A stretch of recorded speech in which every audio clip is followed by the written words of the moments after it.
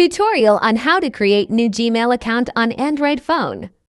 So una natin gagawin, kailangan muna natin hanapin yung Gmail app sa ating device. Sa mga Android users, meron ng built-in na Gmail app. So hanapin nyo lang dyan. At sa mga wala naman, ang gagawin nyo lang, pumunta lang kayo sa Play Store at i-download nyo yung Gmail app. So ang gagawin natin, click lang natin. Once na maklik na natin yung Gmail, automatic ito yung lalabas. Ngayon, para makagawa tayo ng ating bagong Gmail account, ang gagawin natin, itap lang natin itong profile picture natin sa taas. Kung ano yung makita yung profile pic dyan na bilog, tap nyo lang. Once na matap mo yan, may makikita ka ditong add another account. Or sa ibang device na halagay, add account. Kung ano yung makita nyo, same lang yan. So click na rin itong add another account. Once na matap na natin yung lalabas to, nakalagay dito, set up email. So may mga pagpipilian dito. Siyempre nga, Gmail account yung gagawin natin, kaya yung pipiliin natin is Google. So click natin itong Google dito. Once na maklik na natin yung Google, lalabas yung checking info. Ngayon, kung meron pa yung password sa cellphone nyo, ilagay nyo lang. Or kung naka-biometrics kayo, i-open nyo. Ngayon, andito na tayo. Nakalagay dito, Google. Sign in with your Google account. Ngayon, hindi tayo mag-sign in kasi nga gagawa tayo ng bagong Gmail account. So para makagawa ng bagong Gmail account, i-click lang natin itong create account. So itong create account sa bandang baba, tap natin. Once na matap na natin yan, may lalabas dyang dalawang category. Una yung for myself at pangalawa yung to manage my business. So syempre yung gagawin natin is personal na email or personal na Gmail account. So yung pipiliin natin is yung for myself. So click natin itong for myself.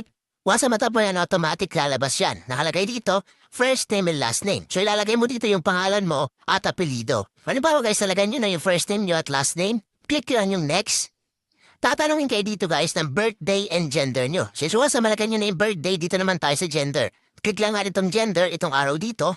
Then, mamili kayo guys kung ano yung gender nyo. Kung female ba kayo, male, or pwede naman rather not say or custom. Once na maka-fill out na kayo ng birthday at gender nyo, ang gagawin nyo lang sunod, click nyo lang yung next. Tap next, and automatic dito tayo mapupunta. So gagawa kayo guys dito ng sarili nyong Gmail address. So pwede nyo kunin sa pangalan nyo.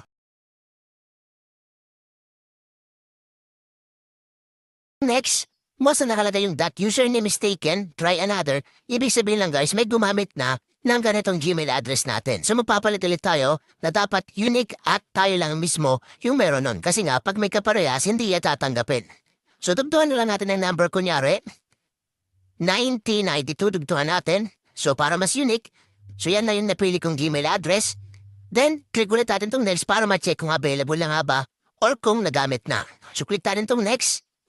So automatic guys, pag ganun yung lumabas, available na yung Gmail address na nilagay natin. So ang gagawin natin dito, sunod, create a strong password. Create a strong password with mixed letters, numbers, and symbols. So para mas maganda yung password natin at secured, lagyan daw natin ng mix of letters, numbers, and symbols. Ipapakita ko sa inyo kung paano gumawa ng password na talagang tatanggapin dito sa ating Gmail. So example lang to guys para may pakita ko lang sa inyo kung paano gumawa ng password dito.